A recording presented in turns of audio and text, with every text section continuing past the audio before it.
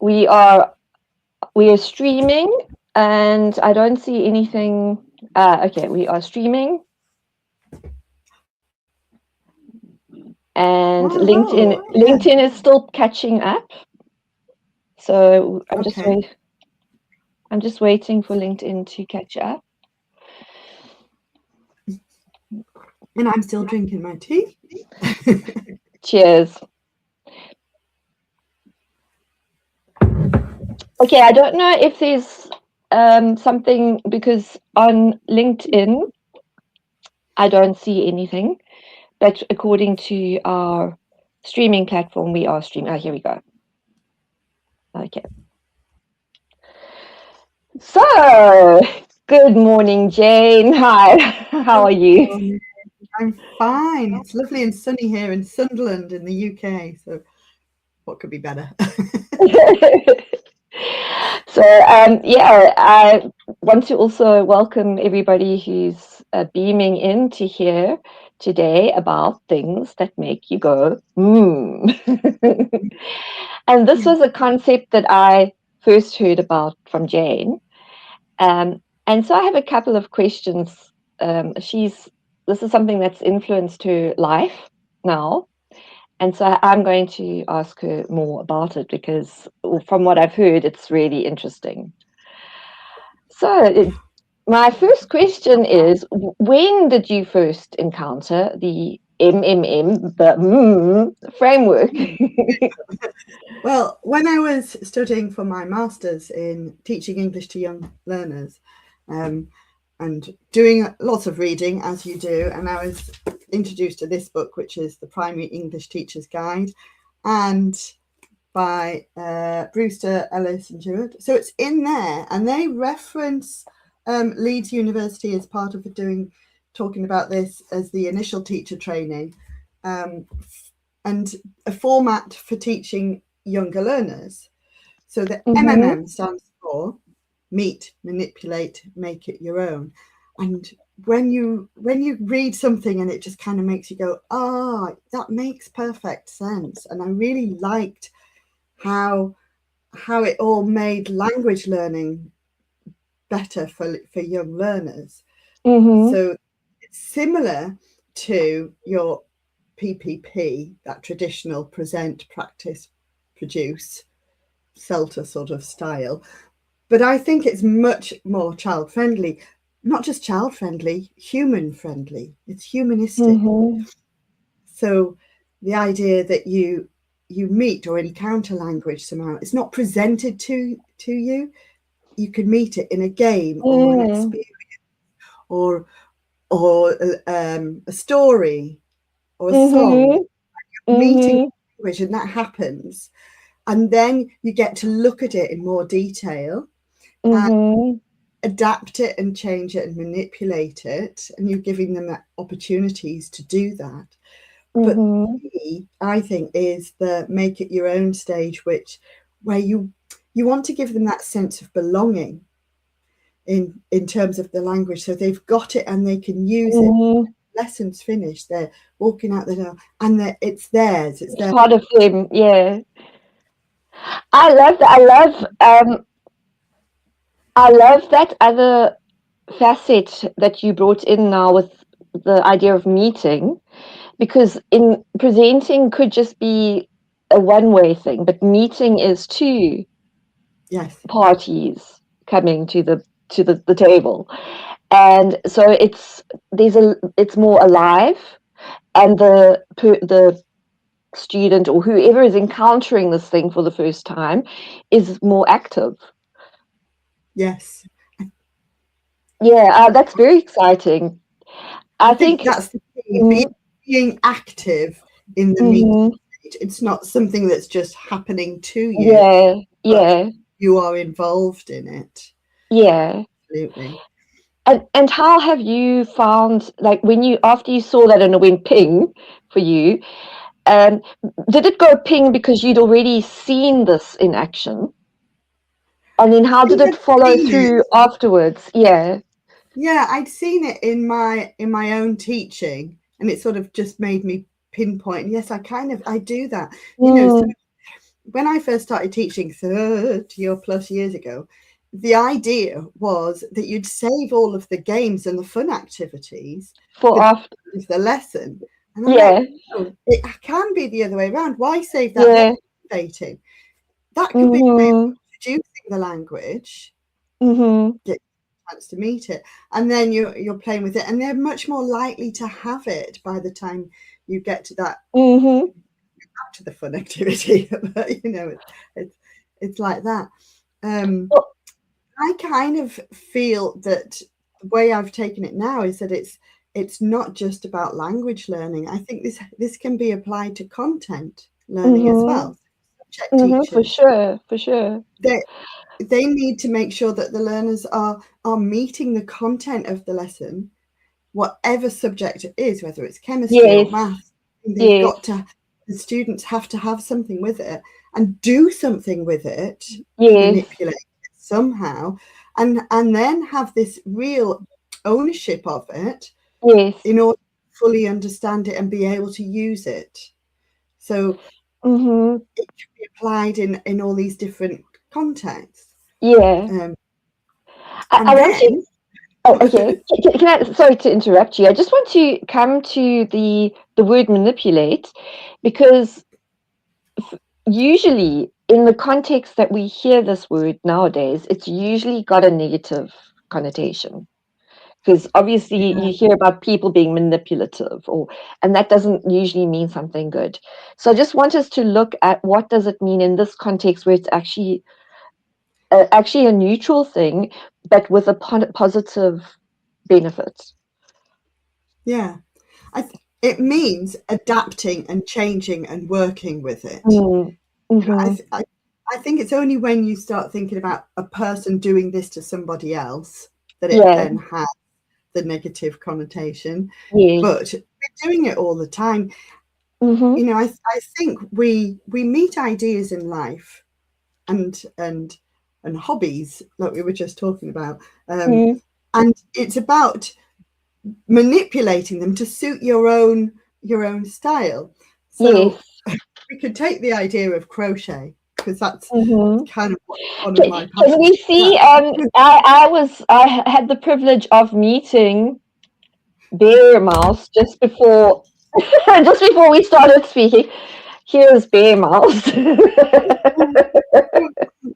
So I started crocheting, and it wasn't, it was only about 15 years ago that I picked up a crochet hook and started crocheting, and I would follow patterns, but now I can just do a free flow. So I've made it my own. Everybody kind of knows I'm a crocheter and can create things.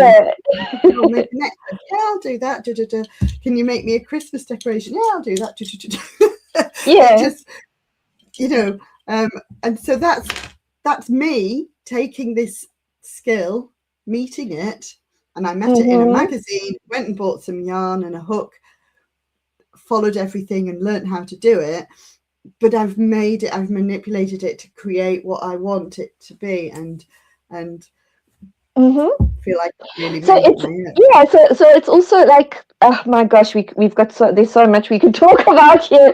But so basically at the beginning you mentioned earlier that you used patterns. So during the first phase of meeting crochet, in this case, you were working with patterns, but finally you started manipulating and then making your own things. For example, Bear Mouse. Doing it without a pattern, And I think that's something that's so. I think that's something that teachers. I know for sure that I've experienced bad teaching practices where teachers wouldn't allow their students to go outside of the pattern. The pattern then was what's right, and not anything that's not the pattern is incorrect. Whereas, and then applying that to language. Here are the grammar rules. Here's the vocabulary. You should use the vocabulary in this sentence. And a person could make their own sentence which uses all of that perfectly, but it's not the model answer. So no, it's wrong. And so what I'd like to ask in this terms is how does this model help language learners?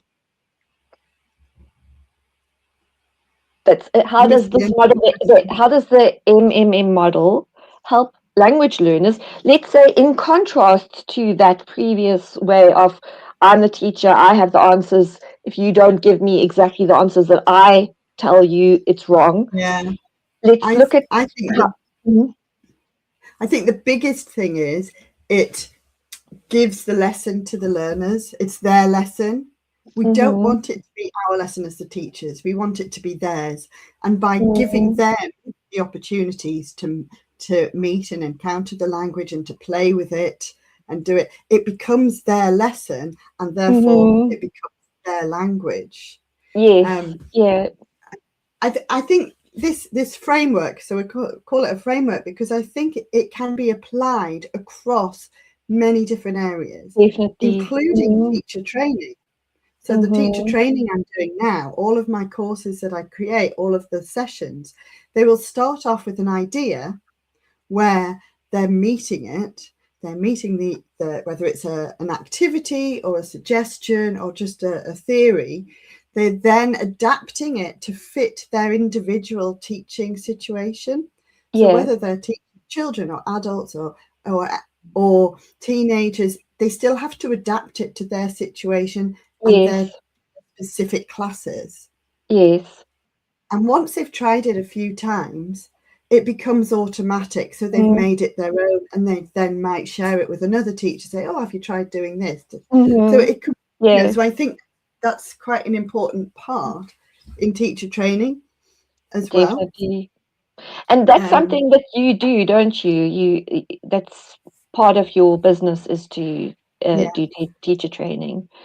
Or is that how, like, how have you found people's reactions when you've been doing teacher training to the MMM framework?